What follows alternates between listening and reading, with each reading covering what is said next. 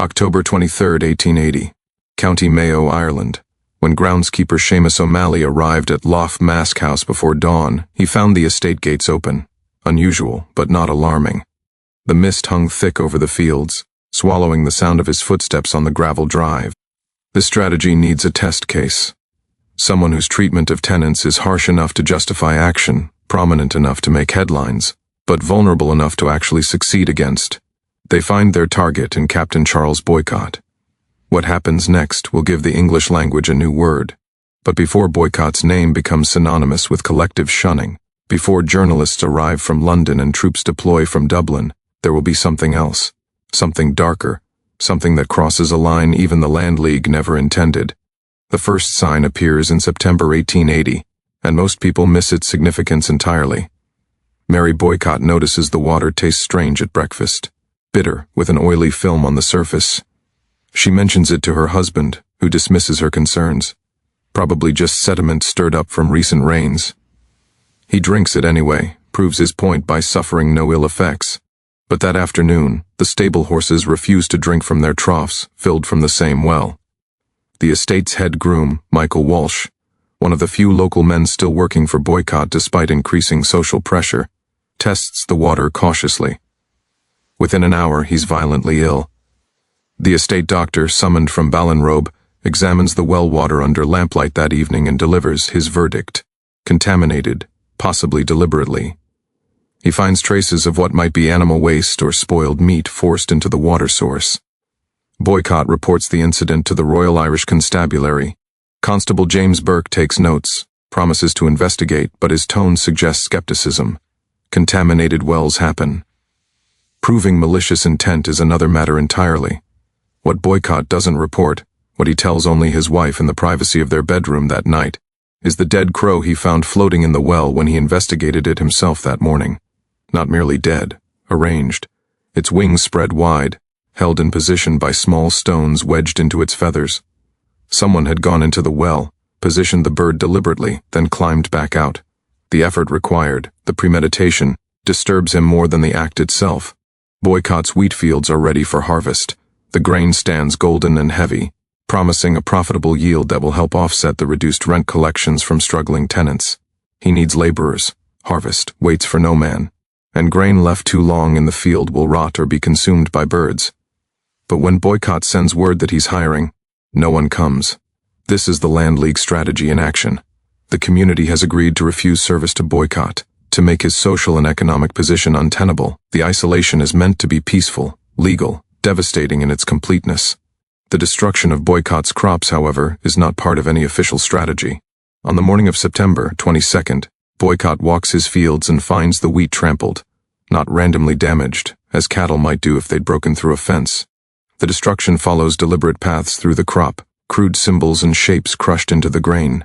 From the elevated position of a nearby stone wall, the pattern becomes clear, a coffin shape, pressed into the wheat, large enough to be visible from Lough Mask House itself. Boycott orders his remaining servants to salvage what they can. They work in tense silence, constantly glancing toward the stone walls that border the property, knowing they're being watched but seeing no one. That night, as the small harvest crew returns to the house at dusk, they hear singing. Not close, but carried on the wind from multiple directions simultaneously. Old Irish songs, some in Gaelic that Boycott doesn't understand. One phrase repeats, clear enough for him to catch: "And fear a fuir boss, the man who died." The singing continues until past midnight, always moving, never close enough to identify the singers. Boycott wakes to find his household staff gone, not just refusing to. Actually vanished overnight. The cook, the housemaid, the laundrywomen, the grooms. Every local Irish person employed at Lough Mask House has disappeared. He finds their quarters empty, belongings removed, beds stripped. Not abandoned in panic or haste. Evacuated methodically. Mary Boycott, increasingly frightened, urges her husband to leave Mayo to return to England before the situation escalates further. He refuses. Leaving would mean financial ruin, forfeiting his lease, losing everything he's built. More than that, it would mean admitting defeat to what he still insists on calling a mob of Irish agitators. He writes to Lord Erne requesting assistance. He contacts the Land League, demanding they call off the boycott. He appeals to the Royal Irish Constabulary for protection. and he replaces his vanished servants with Protestants imported from Ulster, and a few desperate locals willing to risk community judgment for wages. Among these new hires is Patrick Joyce, a young man from Ballinrobe, who needs money to support his widowed mother. Joyce later tells investigators that on his first night at Loch Mask House, someone throws a stone through his bedroom window. Wrapped around the stone is a page torn from a Bible, Exodus 21:12 circled in ink.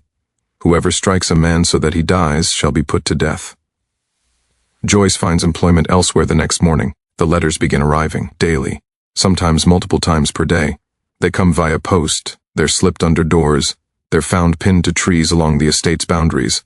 Some are written in English, some in Irish Gaelic. The handwriting varies, clearly multiple authors, coordinated but anonymous. The content, however, maintains consistent themes. Captain Boycott will later provide samples to authorities. One, dated October 12th, reads, "You have stolen the bread from children's mouths. You have rendered families homeless in the season of storms. The land cries out for justice, and justice will be satisfied." Another, more ominous, "We have studied you, Captain. We know your routines, your habits, your movements. We know when you sleep and when you wake. We know you are afraid, though you hide it well. You should be more afraid." A third, disturbing in its specificity, "Your terrier, the white one with the brown patch over its left eye, barks at 6 o'clock each morning when you let it out. Consistent creature, loyal, trusting. These are dangerous qualities in dangerous times." This letter arrives on October 18th. 5 days later, the dog is found skinned on the estate gates. But there's a detail the constabulary doesn't share with newspapers, a detail that only emerges during the subsequent investigation. The terrier wasn't killed at the gate. The blood pattern is wrong. The dog was butchered elsewhere, carefully, almost surgically, then transported to the gate and arranged. Harvest his crops arrive at the fields under military escort, 50 soldiers provided by the British Army to protect agricultural workers from intimidation. The situation has become absurd, harvesting wheat under armed guard, at a cost that exceeds the crop's entire value. But it's become a matter of principle now, a test of whether the British government can maintain order in rural Ireland. Private Thomas Crawford, 19th Regiment, stationed at the northeast corner of the wheat field, is the first to notice the smell. At first he assumes it's a dead sheep or cow in a nearby ditch, common enough in farming country. But the smell intensifies as the sun rises, carried on the morning breeze.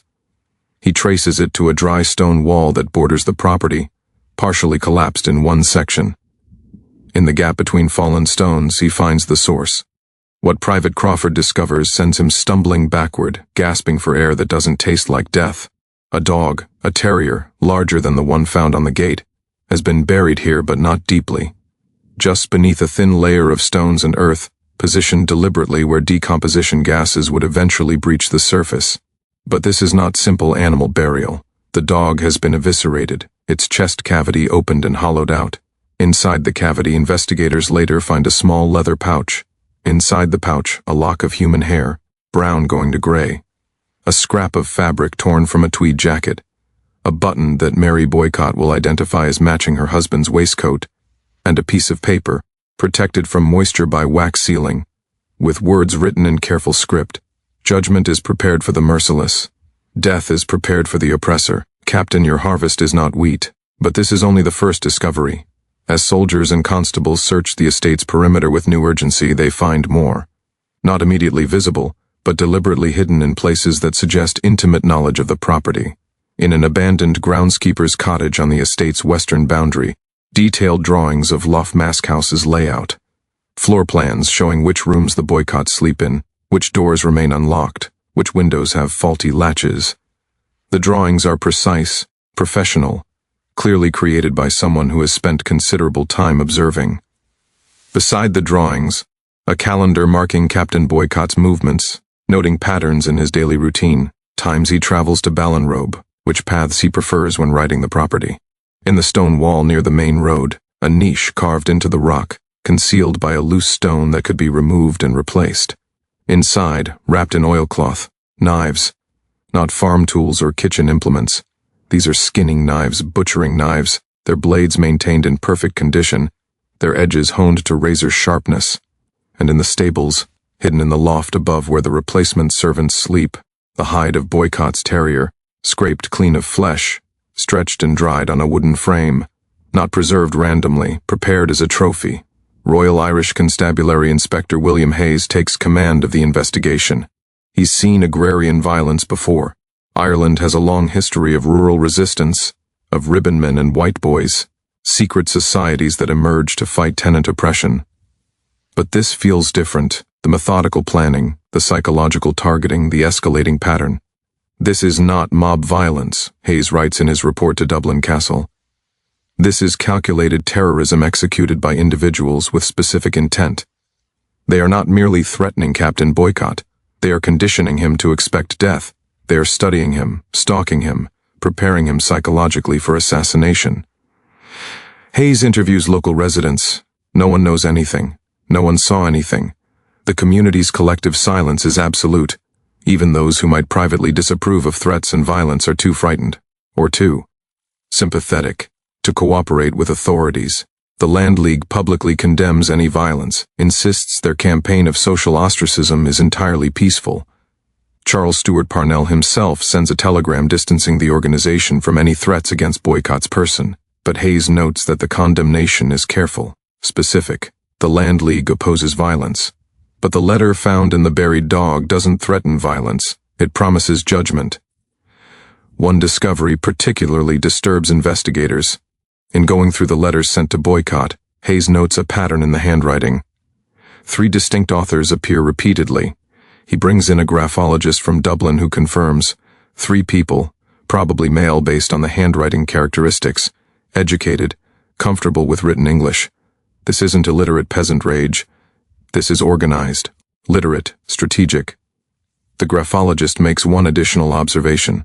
The handwriting in the most recent letters shows signs of increasing stress. Heavier pen pressure, less controlled letter formation, words occasionally bleeding into each other. Whoever these individuals are, the graphologist reports, they're under significant psychological pressure themselves. The campaign is affecting them. They're working themselves towards something. Toward what exactly becomes clear when Hayes finds the final piece of evidence. On November 4th, a local child playing near the estate boundary finds a crude effigy. Straw and cloth shaped into human form, dressed in clothes that approximate a gentleman's attire. The face is drawn in charcoal, rough features suggesting a military bearing. A sign hangs around its neck, Captain. The effigy has been hanged from a tree branch, a noose around its neck. But this detail chills Hayes to his core. The rope used for the noose is not new. It's weathered, worn, clearly taken from actual use. When Hayes examines it closely, he finds grooves worn into the hemp, deep impressions that suggest this rope has borne significant weight. This is not symbolic rope. This is a rope that has hanged something before, possibly someone. Inspector Hayes makes his recommendation to Dublin Castle. Remove Captain Boycott from County Mayo immediately. Provide protection. Treat this as a credible assassination threat. But bureaucracy moves slowly. Protection requires approval, budgets, coordination between agencies. While authorities debate protocols and jurisdictions, in the hills around Lough Mask, 3 men are making their final preparations. Dublin Castle finally acts. They cannot ignore the national attention the Boycott affair has attracted. English newspapers are covering the story. Members of Parliament are asking questions. The situation has evolved from local land dispute to test case for British authority in Ireland. But they make a crucial error in their intervention strategy. Instead of quietly extracting Boycott under discreet protection, they stage a demonstration. They want to prove that no mob can override British law. So they organize a relief expedition. 50 Orangemen from Ulster, Protestant laborers who volunteer to harvest Boycott's crops, escorted by 900 soldiers and 1,200 police. It's a military operation to harvest wheat. The expedition departs for County Mayo on November 11th. It arrives like an occupying army, soldiers in formation, laborers protected in the center, constables forming perimeter security. The show of force is overwhelming, intentionally so. The local population watches from a distance, silent, resentful but non-violent. The Land League's strategy has been social and economic, not military. They cannot win a physical confrontation with British armed forces, so they watch, and they wait, and they remember. The harvest proceeds over 2 days. Soldiers stand guard while Ulster laborers cut wheat under the November sky. The cost is extraordinary. By later accounting, the operation costs over 10,000 to harvest CR. Op's worth perhaps $350. But the British government considers it money well spent. They've made their point, law and order will prevail. What they don't realize is that by concentrating so much security around the harvest, they've drawn attention and resources away from the real threat. Inspector Hayes continues his investigation even as the military theatrical plays out in Boycott's fields. He focuses on the 3 unidentified letter writers, convinced they're key to understanding the threat. He begins with the materials used. The paper is common stock available at any shop in Ballinrobe or Westport, but the ink, Hayes brings samples to a chemist who identifies it as a slightly unusual mixture, iron gall ink with a higher concentration of tannic acid than typical commercial varieties, probably mixed by hand, following an older formula. This suggests someone with traditional education, possibly clerical training. Hayes requests records from local Catholic churches, looking for anyone who might have served as a clerk or school teacher. He cross-references these names with Land League membership, with individuals who have previously been arrested for agrarian violence, with anyone known to have grievances against Boycott specifically. He develops a list of 40 names. But without witnesses, without physical evidence linking any specific individual to the campaign, he has no grounds for arrest.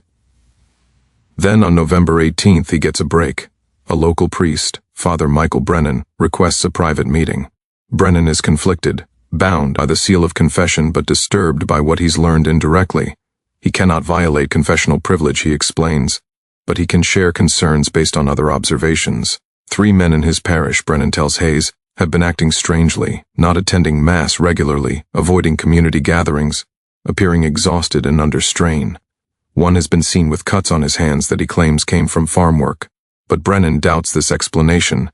The wounds look more like defensive injuries, as if the man had handled something that struggled. More troubling, these 3 men, respected members of the community, have begun talking about justice in abstract philosophical terms, about how far a man can be pushed before violence becomes not just justifiable but necessary, about Old Testament concepts of eye-for-eye retribution. Brennan won't name them directly. He's already straining against his religious obligations by saying this much. But he provides enough detail for Hayes to identify the individuals. Michael Walsh, formerly Boycott's head groom before the boycott began, Thomas Burke, a tenant evicted by Boycott in 1879, and James Daly, a schoolteacher and prominent Land League organizer. Hayes moves carefully. He has suspicions, not evidence. He stations plainclothes constables to observe these 3 men, hoping they'll lead him to proof of their involvement. But on November 20th, all 3 men vanish. Not fled. Their families remain in place, their homes occupied. Just gone, with no explanation of where or why. Inspector Hayes makes his recommendation to Captain Boycott directly: leave Ireland, immediately. The security situation is untenable. The constabulary cannot guarantee his protection indefinitely. The British Army has completed the harvest and will withdraw forces. If Boycott remains, he becomes vulnerable again. This time, Boycott agrees.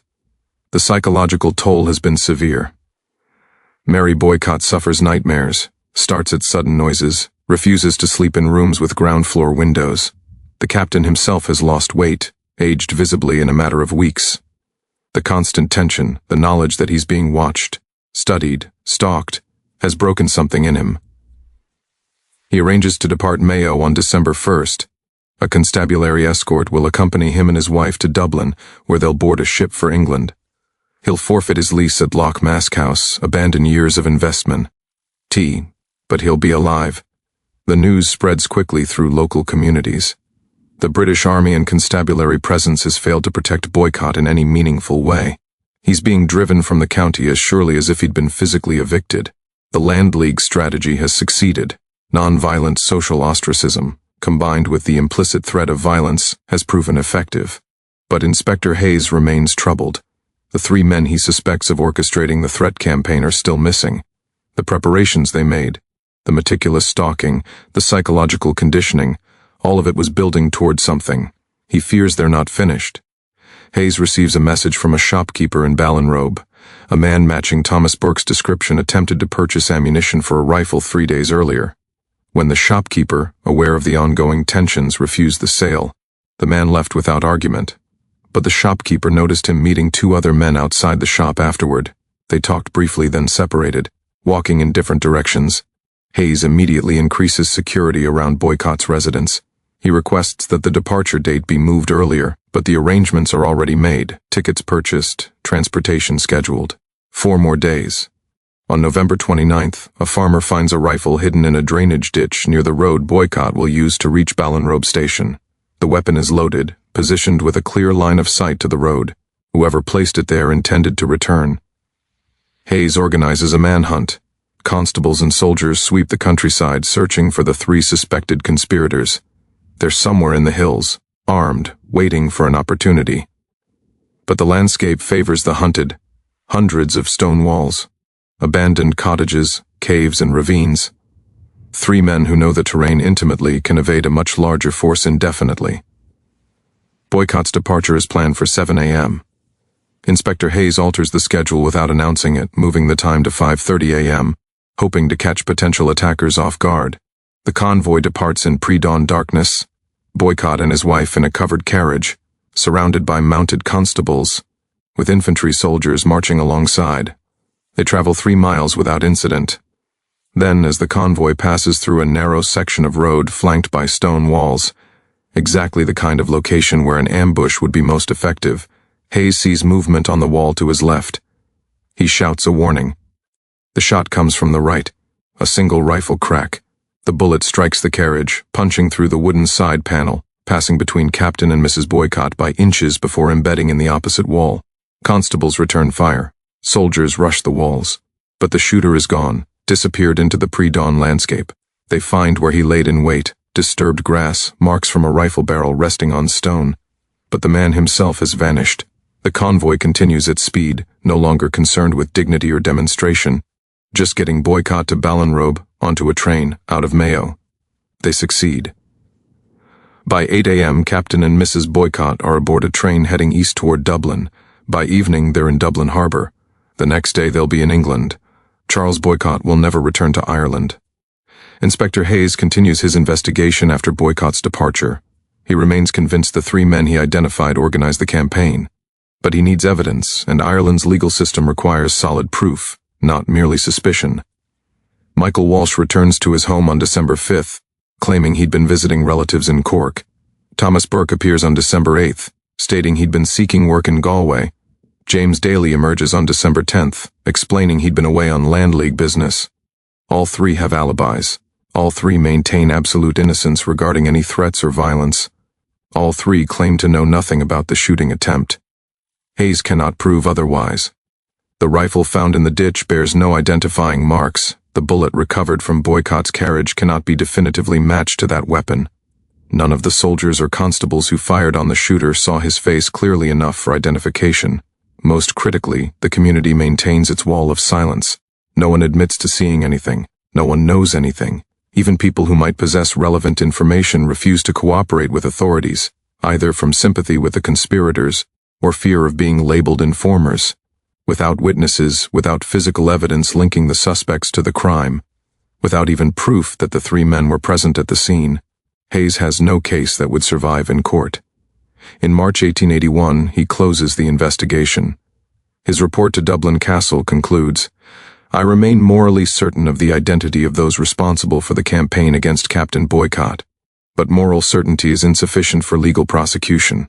The cultural dynamics of rural Mayo create an environment where effective law enforcement becomes nearly impossible when the community collectively refuses cooperation.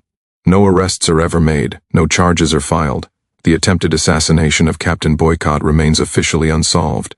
While the criminal investigation fails, something else succeeds in a way none of the participants could have anticipated. Captain Boycott's persecution makes headlines across the English-speaking world.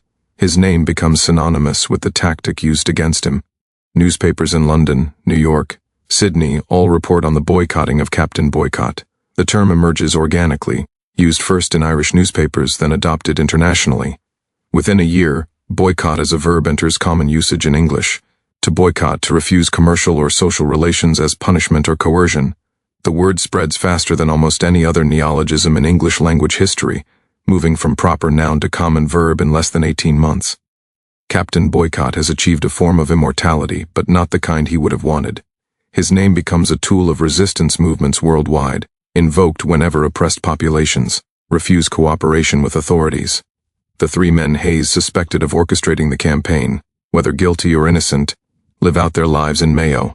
Michael Walsh dies in 1903, taking any secrets he possessed to the grave. Thomas Burke emigrates to America in 1905.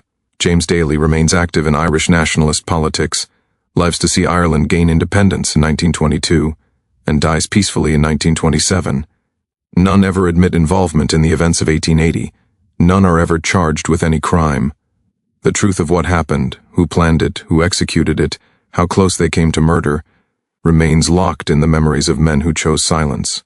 The Boycott affair marks a turning point in the history of civil resistance. What happens in Mayo in 1880 demonstrates that organized social and economic ostracism can be as effective as violence, sometimes more so. The tactic itself is not new. Communities have shunned individuals throughout history.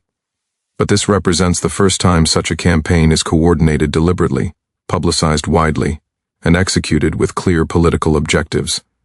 Charles Stewart Parnell and the Irish Land League recognize the power of what they've unleashed.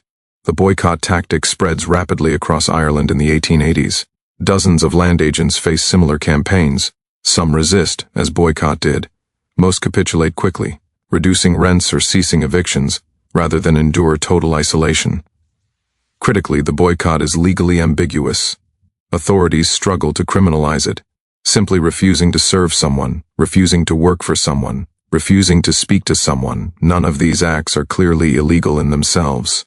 Only when the boycott includes threats, intimidation, or violence can police intervene effectively. The tactic exists in a gray zone that proves extremely difficult to counter legally. The British government tries. They pass legislation making it illegal to incite boycotts. They increase penalties for intimidation. But enforcement remains nearly impossible when entire communities participate willingly and maintain collective silence. Beyond Ireland, the concept spreads. Labor movements in Britain and America adopt boycott tactics against employers. Anti-colonial movements in India study Ireland's methods. The Montgomery bus boycott of 1955, nearly a century later, demonstrates the tactic's continuing effectiveness.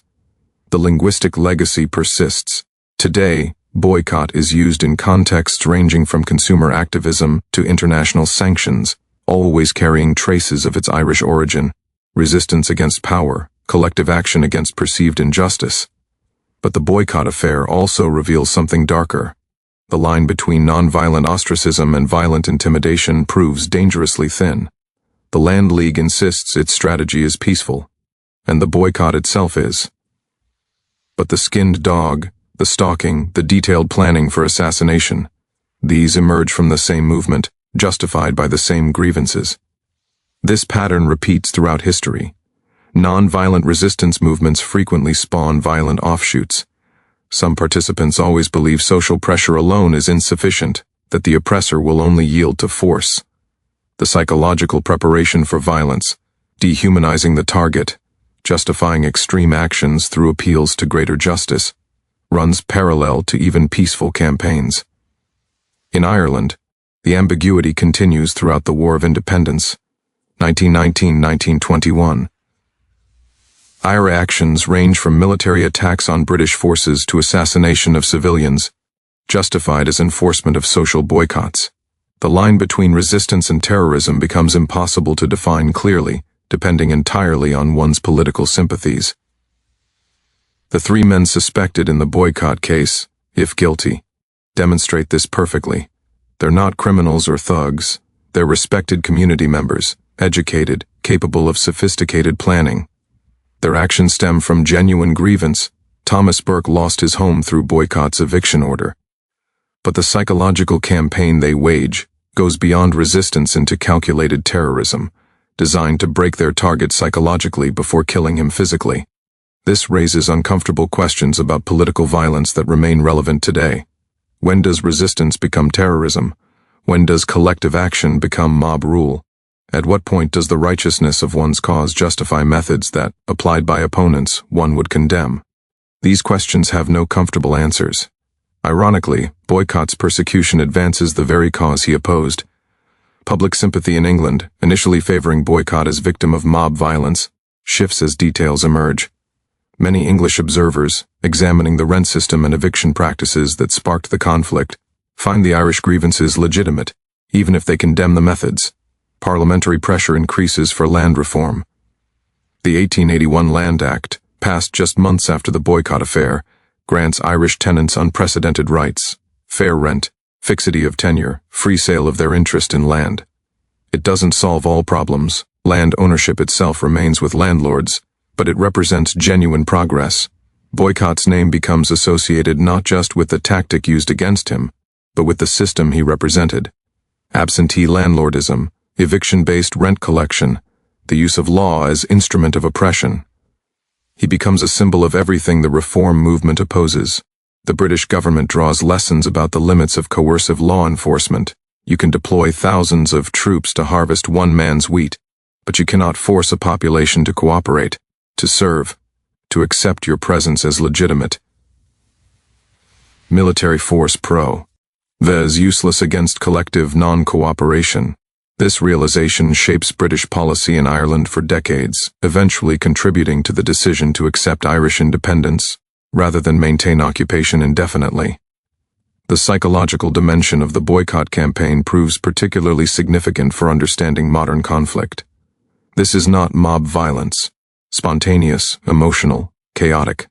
This is calculated psychological warfare, studying the target, identifying fears, escalating pressure methodically. The skinned dog serves no practical purpose. It doesn't advance any strategic objective. Its value is entirely psychological, demonstration of intimate access to Boycott's property, willingness to invest time and effort in sending a message, crossing moral lines that suggest capacity for greater violence.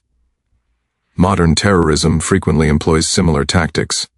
The goal is not just to kill but to terrify, to break psychological resistance, to make the target believe that safety is impossible, that violence is inevitable. The actual violence, when it comes, is almost secondary to the psychological preparation. Intelligence agencies and military theorists study these patterns. The Irish experience, both during the Land War and later during the Troubles, provides case studies in how psychological pressure can be as effective as physical force, how communities can maintain operational security through collective silence, how targeted campaigns can achieve political objectives without large-scale violence. Perhaps the most disturbing aspect of the boycott affair is the community's role. Not everyone agreed with the campaign, not everyone approved of the threats and terror tactics, but nearly everyone maintained silence.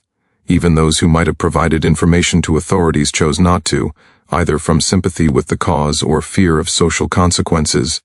This communal silence enables the campaign's escalation. If early incidents, the poisoned well, the harvest sabotage, had been met with information rather than silence, authorities could have intervened before the situation progressed to assassination attempts. But the historical context makes this silence comprehensible if not excusable.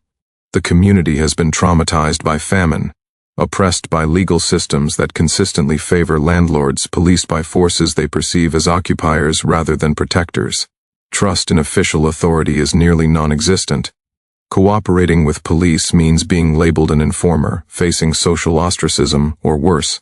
This creates a closed system where violence or threat of violence becomes normalized because no mechanism exists for moderate voices to prevail. Those who might object to the extremism have no safe way to express dissent. The same social pressure that forces boycott's isolation silences internal opposition to the campaign. Modern counterinsurgency theory recognizes this dynamic. Winning community cooperation requires addressing the underlying grievances that make populations tolerant of extremism, creating trust in official institutions, providing protection for those who do cooperate. Pure enforcement, more police, harsher penalties, typically fails because it addresses symptoms rather than causes. In contemporary Ireland, the boycott affair occupies an ambiguous place in historical memory. It's taught as part of the Land War, framed as successful resistance against oppression. But the darker aspects, the psychological terror, the near assassination, receive less emphasis. This selective memory is itself instructive. Societies tend to mythologize their resistance movements, emphasizing the justice of the cause while minimizing the methods employed. Every nation that gained independence through conflict faces this tension between honest historical reckoning and nationalist mythology. Modern Irish historians increasingly examine the complexity of the period, acknowledging that resistance movements included both inspirational curragh and troubling violence. that victims existed on multiple sides, that the moral clarity of hindsight was rarely present for those making decisions in the moment. The place where it happened, Loft Mask House, still stands, now converted to private residences. There's no plaque commemorating the events, no tourist site, no memorial. The local community's relationship with this history remains complicated. Pride in successful resistance coexists with discomfort about methods employed. Captain Boycott himself is largely forgotten as an individual. He's become entirely defined by that single moment, his entire life reduced to one word that means something he neither intended nor desired. It's a peculiar form of immortality, being remembered solely as a cautionary tale, as the example of what happens when you become a symbol of something larger than yourself. What do you think drove the 3 suspected conspirators, if guilty, to such elaborate psychological warfare? Was this calculated political strategy, or did the campaign's escalation reflect something darker in human nature? The meticulous stalking, the symbolic violence, the careful preparation for murder, these suggest more than simple revenge. Leave your theories in the comments. Was this justified resistance against oppression, or did it cross a line into terrorism? Can we separate the righteousness of a cause from the methods used to advance it? If you found this exploration of Ireland's dark history compelling, subscribe to The Silent Abbey for more lost chapters of human darkness. We uncover the forgotten horrors that shaped our modern world, stories that challenge our assumptions about good and evil, victims and perpetrators, justice and revenge. Next week, we investigate the Homestead Steel Strike of 1892, where labor resistance turned deadly and the line between corporate security and private army disappeared entirely. Until then, remember, history isn't about heroes and villains. It's about people making impossible choices under impossible circumstances, and the consequences that echo across generations. See you in the next video.